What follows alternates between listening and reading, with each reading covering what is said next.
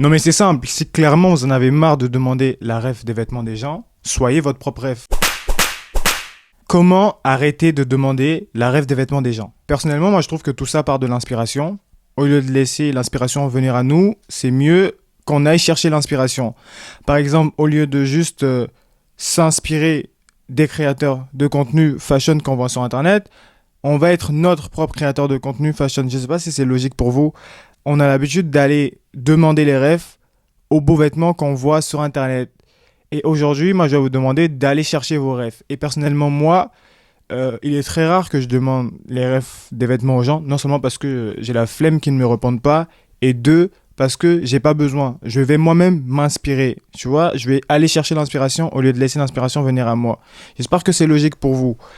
Et moi, je vais vous présenter 4 méthodes pour moi qui sont très très très efficaces pour être à la mode, pour bien s'habiller, pour trouver de l'inspiration, whatever, ce que vous voulez.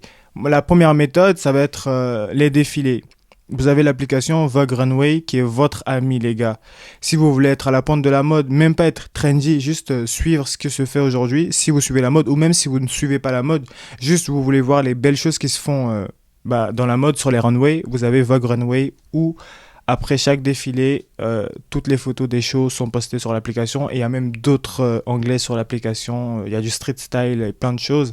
Jette un coup d'œil sur Vogue Runway. Aussi Pinterest. Pinterest, c'est un réseau social à ne absolument pas négliger. J'ai dit réseau social, pas source d'inspiration, parce que Pinterest, c'est un réseau social très très apaisant.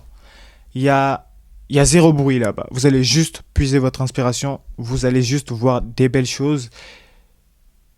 Et vous allez sortir grandi de Pinterest. Pinterest, c'est vraiment la source d'inspiration numéro 1. Ça va peut-être paraître débile ou une perte de temps pour certains, mais personnellement, pour moi, ça marche énormément.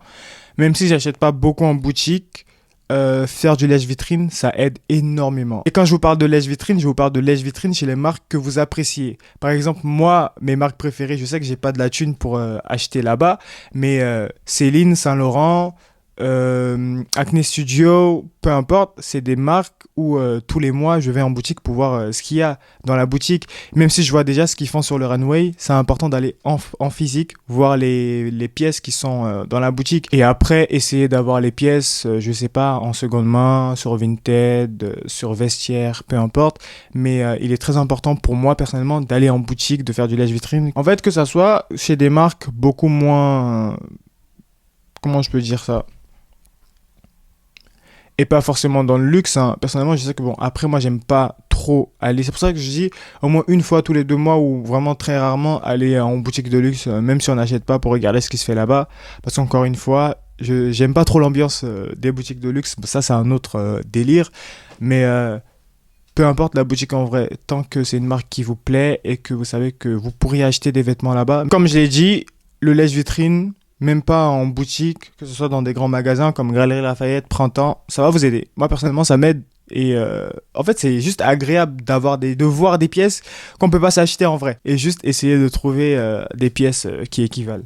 Vous voyez? Je vais conclure cette vidéo en vous parlant de magazines, les gars. Moi, les 2 magazines que je suis tous les mois, en tout cas quand ils sortent, il y a Popeye. Popeye qui est un magazine japonais. Incroyable, tous les mois, ils ont des numéros super inspirants.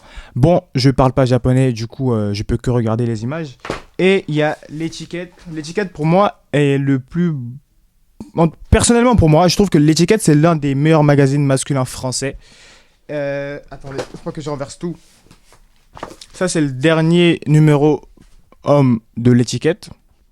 Je trouve que c'est le meilleur magazine français. Voilà, il y a plein de trucs à l'intérieur, utiles, surtout utiles. On vous apprend plein de trucs, il y a des lookbooks, des interviews.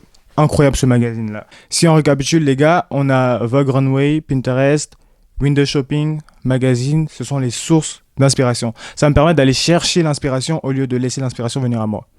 Donc, ça va me permettre de ne pas aller emmerder les gens.